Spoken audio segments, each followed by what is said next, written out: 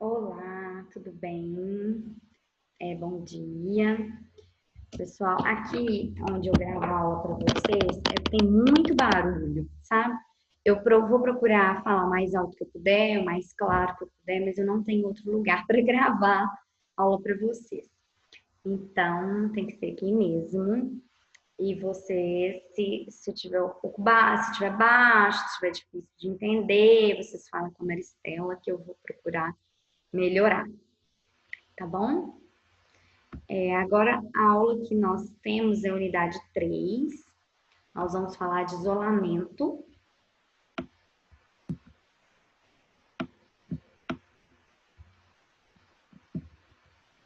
Vamos falar de isolamento agora. Serviços de apoio técnico, isolamento e precauções. Precauções são medidas de controle de infecção que visam a diminuição no risco de transmissão de micro-organismos nos hospitais. Então, precaução, né? A própria palavra já diz precaução, precaver, prevenir. São medidas que elas vão prevenir as infecções nas unidades hospitalares. Não só nas unidades hospitalares, mas como um todo, né? Que seriam utilizar EPIs, produtos, material para desinfecção, para asepsia. A transmissão, ela pode ocorrer do paciente doente para outro paciente, ou vice-versa. Ela pode ocorrer de paciente portador doente para o paciente que não tem essa doença. Então, o que acontece? Um exemplo, se eu colocar um paciente que ele está com tuberculose, junto com outros pacientes que não têm tuberculose, exemplo, um paciente que ele tem um problema cardíaco, eu vou colocar os dois juntos, né? Provavelmente o paciente que não tenha tuberculose venha a transmitir. Por quê? Devido ao contato muito próximo e também pelo ar, né? Por aerosol. Paciente para profissional da saúde, né? Então quer dizer que você, como profissional da saúde, como técnico, como enfermeiro, como médico, pode vir a se contaminar com o paciente que esteja doente. Por isso é tão importante o uso dos EPIs. De um paciente portador doente para outro paciente, forma direta de um paciente portador ou doente para o profissional da saúde. Então, essas duas formas são formas de transmissão.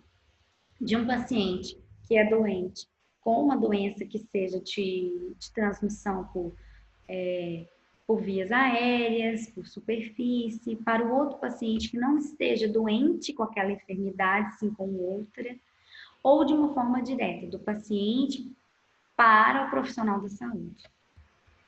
O modelo de isolamento e precauções atualmente utilizado é do Garni, que foi proposto em 1996.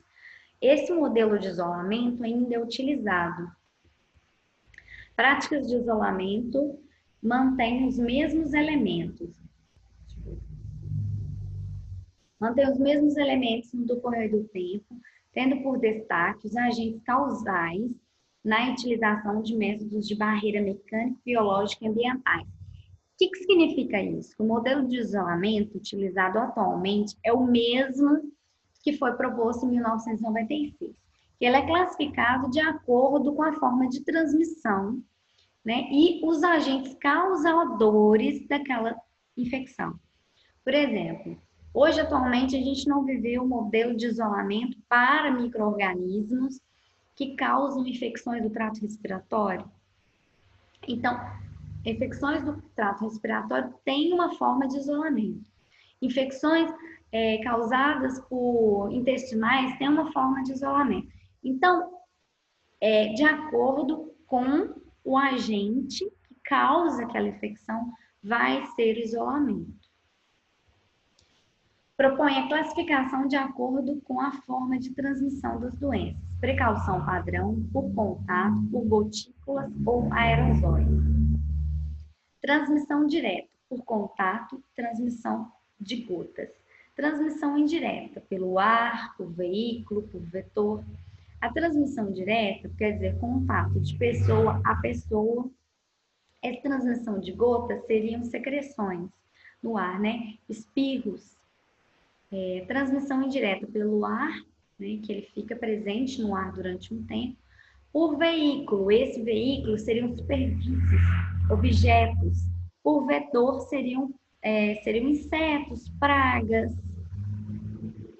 O isolamento deve ser planejado de acordo com a forma de transmissão. Como eu falei para vocês, o isolamento é feito de acordo com o agente que causa aquela infecção, de acordo com a forma com que ele é transmitida. Vias de transmissão. Nós temos a via aérea, por gotículas e por contato. Por via aérea, por partículas que permanecem suspensas no ar durante períodos longos e podem ser disseminadas à distância através de correntes de ar. Quais são os exemplos? Tuberculose pulmonar, varicela, sarampo. Gotículas, por gotículas respiratórias expelidas a curta distância, pela tosse, espirro, fala e procedimentos como aspiração de secreções e broncoscopia. Não permanecem suspensos no ar. Gotículas, né? Espirros, secreções, gripe, influenza, miséria, meningite, que é causadora da meningite, rubéola, contato, por contato direto e indireto, né? Qual que seria esse contato direto e indireto? Direto, pessoa a pessoa, indireto, né? São aqueles veículos, objetos, vetores, Staphylococcus aureus, que causa, né, doenças da pele, né? Bacillus pseudomonas aeruginosa, Streptococcus pneumoniae, que é a pneumonia, e o Clostridium causa infecções intestinais. Então, essas são as 3 vias de transmissão. Então, de acordo com a via de transmissão do micro-organismo, que será planejado o isolamento. Como ocorre a transmissão? Por vias respiratórias, pelo ar e por gotículas provenientes de espirros e da fala de indivíduos infectados. Por contato físico, quando essas gotículas com o vírus alcançam mucosas do olho, nariz e boca. Por meio de beijos e abraços, por meio de contato de superfícies contaminadas, quando essas gotículas com o vírus ficam depositadas em locais como corrimão, maçaneta, e depois não entram em contato com mucosas do olho, nariz e boca. Então, essas são as formas de transmissão. Isso para nós é bem comum agora, né? Porque a gente está convivendo com um vírus que a forma de transmissão dele é pelo ar, por veículos, então tem a forma de transmissão direta e indireta. E aí está explicando como que é a via. Quando é a via de transmissão respiratória, pelo ar, ou por gotícula, que vem de tosse ou de espirros, por contato físico, que seja de pessoa para pessoa, né? Vamos supor, você chega, dá um abraço, tem um contato com a mão e logo depois disso você coloca a mão no olho ou na boca. Contatos com superfícies. Eu vou abrir aquela porta, eu estou contaminada com um coronavírus que sobrevive um bom tempo em superfície. E eu pego a maçaneta, abro a porta e vem logo uma outra pessoa e também utiliza a mesma porta. E logo depois as mãos, né? Você coloca a mão na boca, coloca a mão no olho, e isso também é uma forma de transmissão. Mas isso vai depender, essa forma de transmissão, ela vai depender do tipo de micro-organismo, igual eu falei para vocês. Hoje nós vivemos um isolamento porque é um vírus de transmissão de infecção respiratória. Mas e se fosse uma dengue? Nós já vivemos uma pandemia pela dengue. A dengue, a transmissão dela é pelo ar? Não, é por um vetor. É uma transmissão indireta, é um vetor, quer dizer, é um pernilongo, né, que ele transmite para o homem a dengue. Então, vai depender, olha o exemplo, vai depender. Nós temos uma forma de isolamento para o Covid, nós temos uma forma de isolamento Para a tuberculose, nós temos uma forma de isolamento ou pandemia para a dengue. A dengue, tanto que as campanhas dela foram todas relacionadas à higiene sanitária, né? Não teve, nós não usamos máscara. Indicações: atendimento de todos os pacientes hospitalizados, independentemente do seu diagnóstico ou do seu estado infeccioso. Então, o que acontece? Isso é uma precaução. Como que eu vou atender os pacientes hospitalizados? Risco de contato. Risco de contato, qual que seria o risco que você, como profissional, ou nós também, de cada um de nós, tem de se transmitir de ter uma transmissão por aquele micro-organismo? Pelo sangue, líquidos corpóreos, que seriam secreções, pele não íntegra significa algum ferimento, algum machucado, mucosas, contato. Mãos higienizadas, quarto privativo, em contato com o paciente, em risco de secreção. Então, o que está ilustrando aqui seriam medidas preventivas. Você sempre higienizar as suas mãos, porque a transmissão pelo contato pode vir você pode vir a se contaminar, a ter uma infecção. Os quartos privativos são utilizados dependente do tipo de infecção. Igual paciente com tuberculose, eles são colocados todos no mesmo ambiente, com uma distância de uma cama a outra, né? E é importante que seja separado esse tipo de paciente. Contato com o paciente, sempre utilizar os EPIs, as luvas, os aventais, né? O equipamento de proteção. Para o risco de secreção, por que hoje, atualmente, os médicos e enfermeiros estão usando máscaras e óculos? Porque a tosse libera gotículas, e essa gotícula pode espirrar no seu olho, na sua mucosa, ou na sua mão, e você automaticamente levá-la à boca. Prevenção: lavagem das mãos, uso de EPIs, os EPIs são barreiras, esterilização e desinfecção dos materiais, limpeza de superfícies ambientais. Isso são todas uma forma de prevenção de possíveis infecções. Processamento, acho que passou muito. Processamento de roupas, prevenção de acidentes com perfuro cortantes, acomodação adequada do paciente. Isso também são formas preventivas, né? Roupas lavadas, limpas, esterilizadas, os acidentes com pérfuros cortantes, que são agulhas ou instrumentos cirúrgicos, acomodar o paciente também de forma adequada, igual eu falei para vocês, que pacientes com tuberculose são todos acomodados juntos, não são acomodados entre outros pacientes que não têm essa infecção. Precaução de contato: infecção por micro-organismo resistente ao tratamento. Infecções de pele, dos tecidos moles, com secreções não contidas no curativo. Varicela, impetigo, herpes zoster. Então, o que está falando? São infecção por micro-organismo que é resistente ao tratamento. O que significa? O micro-organismo, a bactéria, ela é resistente ao medicamento. O medicamento não tem efeito.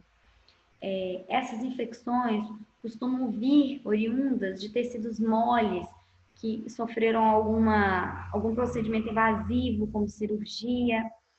E aí está te dando um exemplo, né, desse tipo de infecção por esse tipo de micro-organismo. A herpes zoster é aquela feridinha que a gente dá na boca, é a herpes zoster. Disseminado: micro-organismos que se espalham rapidamente. Pacientes com diarreia, abscessos ou feridas com drenagem de secreção não contida. Então, a gente tem essa infecção por micro-organismo que é resistente ao tratamento, quer dizer que o tratamento não faz efeito, né, naquele micro-organismo. E temos o disseminado, que o micro-organismo ele se espalha rapidamente, né, principalmente se for pelo ar, e pacientes com diarreia, abscessos ou ferida com drenagem de secreção não contida, quer dizer, são abscessos grandes ou feridas maiores e feridas cirúrgicas maiores.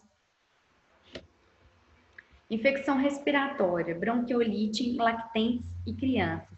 Escabiose, extensonureguesa ou imunossuprimido, pacientes que apresentam doenças crônicas, idosos e crianças. Infecção respiratória, que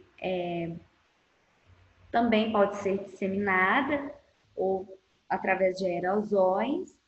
Essa escabiose, ela normalmente ela aparece em imunossuprimido. O que significa imunossuprimido? Paciente que já tem outra doença, que ele já tem outro problema, outra enfermidade, ou idosos, crianças, que são pacientes mais debilitados, né? Aí é só uma ilustração para vocês de infecção respiratória. Cuidados básicos seriam formas preventivas. Uso de luvas e avental, manipulação do paciente com cuidado, catéteres, sondas e de outras superfícies próximas ao leito. Então, sempre se procurar de usar os EPIs, manipular o paciente com cuidado para que você não venha se contaminar por uma doença que esse paciente pode apresentar. Equipamentos como termômetro e estetoscópio devem ser de uso exclusivo do paciente, sempre esterilizado, com o uso de álcool 70. Quando não houver disponibilidade de quarto privativo, a distância mínima entre dois leitos deve ser de 1 metro. Foi o que eu disse para vocês, né? Uma distância dos leitos. Então, para vocês saberem por que esse leito ele apresenta essa distância deste outro leito.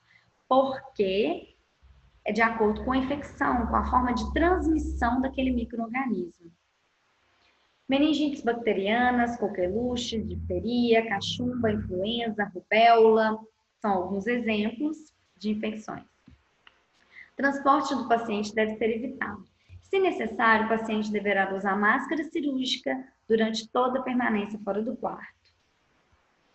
Quando não houver disponibilidade de quarto privativo, o paciente pode ser internado com outros infectados pelo mesmo micro-organismo, com uma distância mínima de 1 metro entre dois leitos. Foi o que eu expliquei para vocês. Doenças transmitidas, precaução para aerosóis. Doenças transmitidas por aerosóis. Tuberculose pulmonar, sarampo, varicela, herpes zoster disseminado.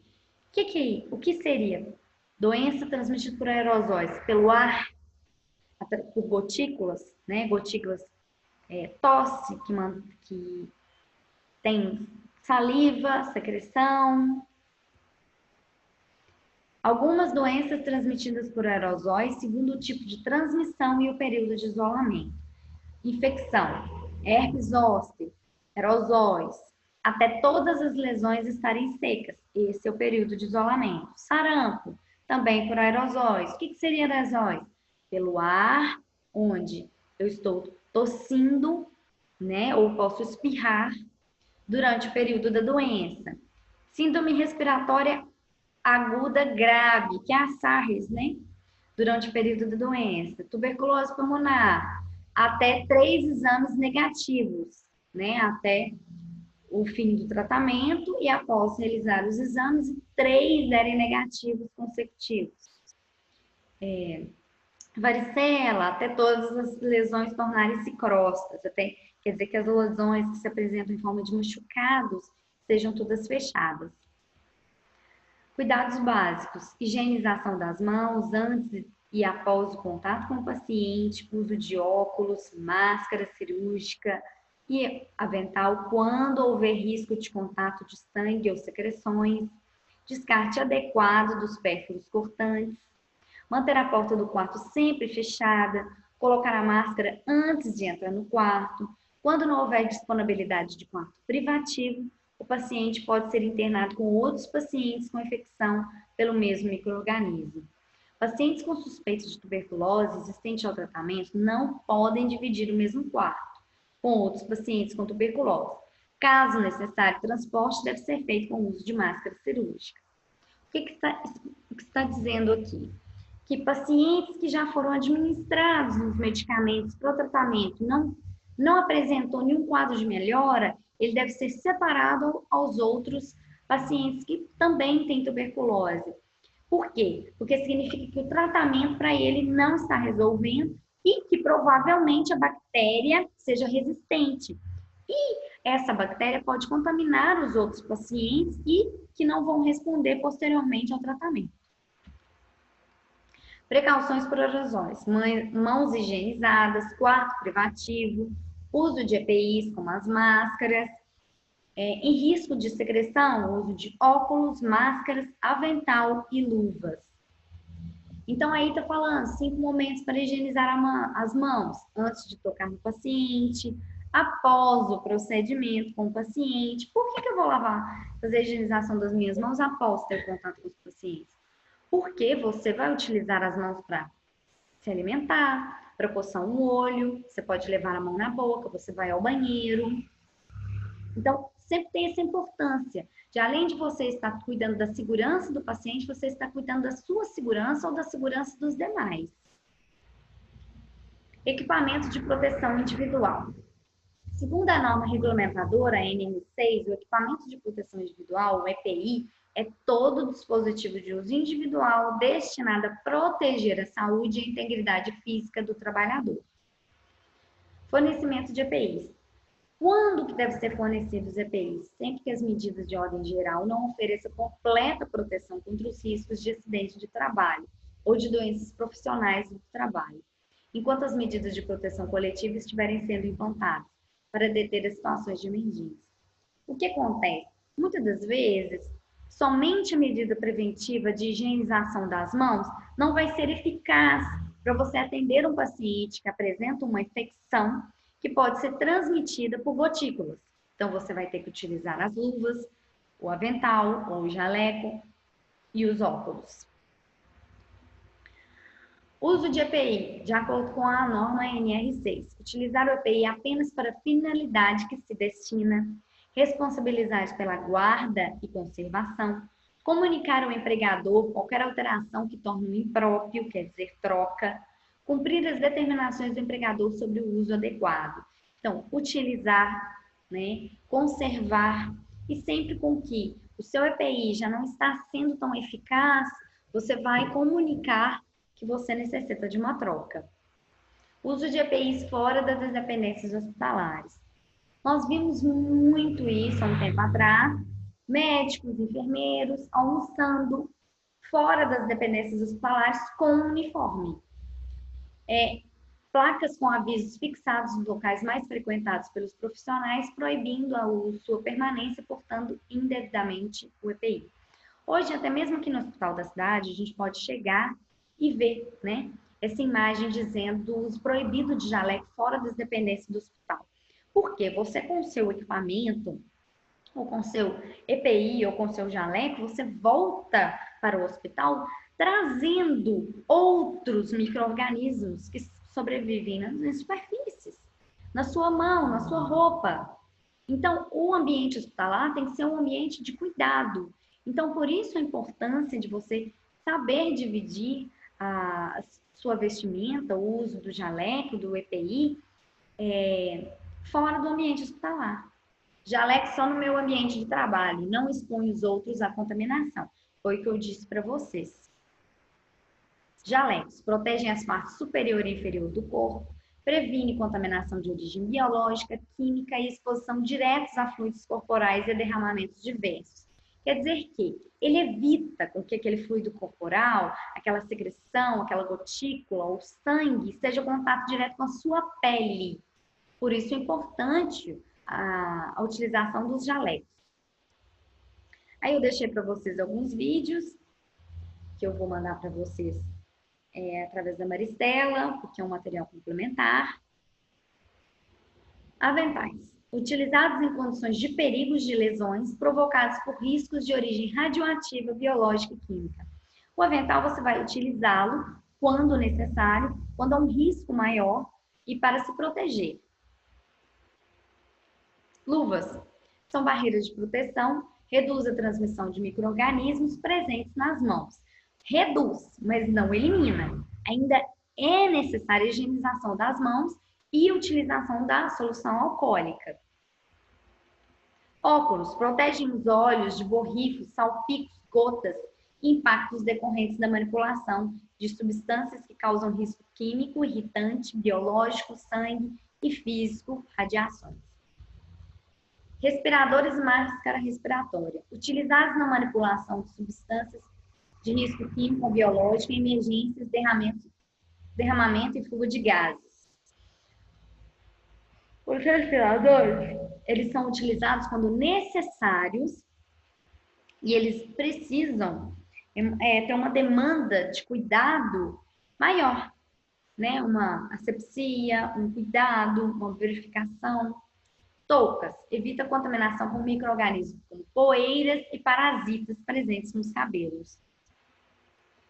Propés e botas. É proibido o uso de sandálias, calçados em tecido e serviços de saúde. Esses protetores são calçados fechados que evitam acidentes que envolvem derramamento e salpicos de substâncias de risco químico e biológico e perfluorocortantes. Então, é sempre indicado em laboratórios e unidade hospitalar o uso de sapatos fechados. Por quê? Para evitar um acidente com um cortante ou até mesmo uma possível contaminação através de um sangue que se respingou ou de uma substância, uma secreção. EPIs que ajudam a evitar a infecção hospitalar. Luvas, máscaras, importante principalmente próximo aos pacientes em estado delicado. Óculos, segurança para a visão, afinal os olhos são sensíveis. Touca, proteção dupla, tanto para o ambiente quanto para o profissional. Avental, barreira contra micro-organismos e substâncias diversas. Métodos e técnicas em CME, Central de Material Esterilizado. Pessoal, essa disciplina, essa parte da unidade também é um pouco maior, é um pouco extensa. Então, eu provavelmente não tenho tanto tempo para poder continuar explicando, dividido como eu fiz. Então, eu vou ministrar toda essa aula da unidade 3 e, se houver alguma dúvida, vocês me enviam as dúvidas de vocês. O que seria a CME? Central de Material Esterilizado. O que significa? Onde o material vai ser lavado, desinfectado, né? E vai ser esterilizado. A resolução RDC 307, de 14 de novembro de 2000, considera o CME uma unidade de apoio técnico, tem como finalidade o fornecimento de artigos médicos hospitalares adequadamente processados, proporcionando assim condições para o atendimento direto e assistência à saúde dos indivíduos enfermos. Então, quer dizer, a CME, que é a Central de Material Esterilizado, ela apoia todo o serviço de saúde, que sejam médicos, enfermeiros, esterilizando, deixando o material próprio para ser utilizado no paciente. Aí eu coloquei para vocês, pessoal, eu não tive contato com nenhuma CME, já tive contato com CME de laboratório, mas a CME dos hospitais é bem maior, ela fica numa região central, ela fica no próprio hospital. Esse serviço não costuma ser terceirizado devido ao uso muito grande de objetos no hospital, mas costuma ser dessa forma, né? Ela é grande, estas são autoclaves que estão aparecendo para vocês. Então, quer dizer que é recolhido o material, né, que foi utilizado, ele é enviado para a CME, onde ele vai ser lavado, seco e esterilizado, e novamente ele está pronto para o uso. Nesse local é realizado o preparo de todo o material estéril a ser utilizado no hospital. A CME é composta pelas áreas de recepção, limpeza, preparo, esterilização, guarda e distribuição dos materiais esterilizados.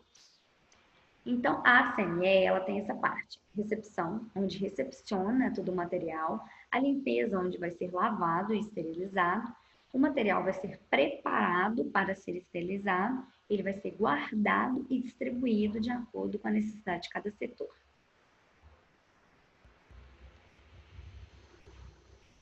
Uma tendência é a terceirização da esterilização de materiais, principalmente por óxido de etileno. Haja vista a necessidade de condições de segurança especiais para sua instalação e manuseio. É uma tendência de terceirizar-se, contratar-se uma empresa para que esse serviço seja feito no hospital. Esse óxido de etileno é muito utilizado para a esterilização de materiais. Ele elimina os micro-organismos presentes nos materiais, para que eles ficam úteis para o próximo paciente utilizar. Aí eu coloquei um vídeo para vocês verem como que é uma CME de um hospital, é bem bacana. É recomendado que todo processamento de artigos seja centralizado, por motivo de custo, eficiência de operação, facilidade de manutenção, do padrão de qualidade e aumento do tempo de vida útil dos mesmos.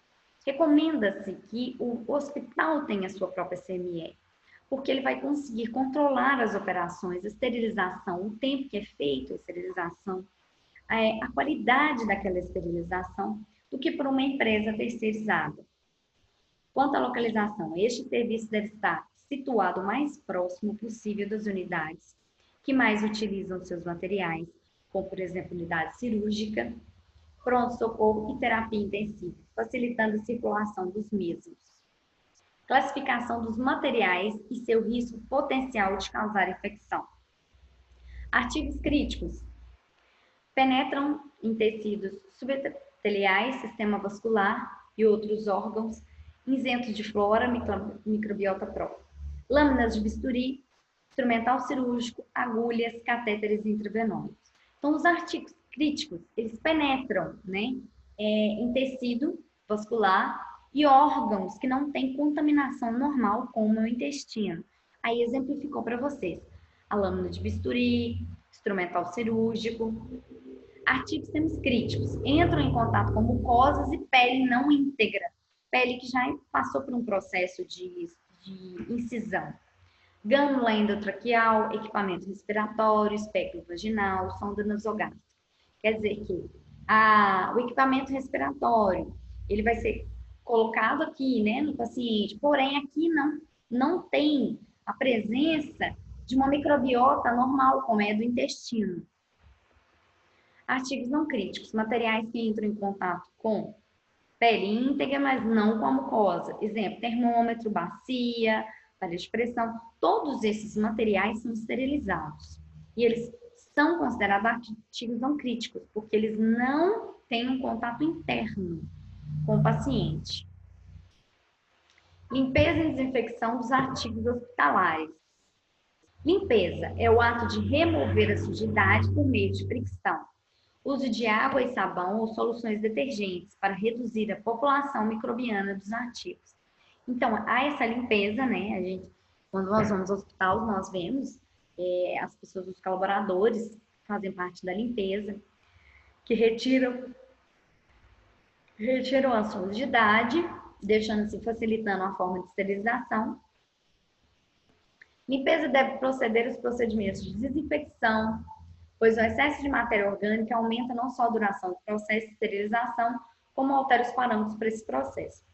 Com certeza, né, essa parte de limpeza e esterilização não será feita por vocês. Porém, para vocês entenderem que a limpeza, a remoção mecânica dos materiais é feita para diminuir o tempo de esterilização e para que o que se encontra naquele material não possa reagir ou contaminar outros materiais. Assim, é correto afirmar que a limpeza rigorosa é condição básica para qualquer processo de desinfecção ou esterilização. Sim. Técnica, frição mecânica utilizando água, sabão, pano, escova, máquina de limpeza com jatos de água quente ou detergente, máquinas de ultrassom com detergente desencostante. Então, aqui vai descrever para vocês como vai estar no POP, no procedimento operacional padrão. Como é feita uma limpeza em um determinado artigo. Desinfecção é o processo de destruição de micro-organismos em estado vegetativo, com exceção das fórmulas puruladas resistentes. Classificação de desinfecção.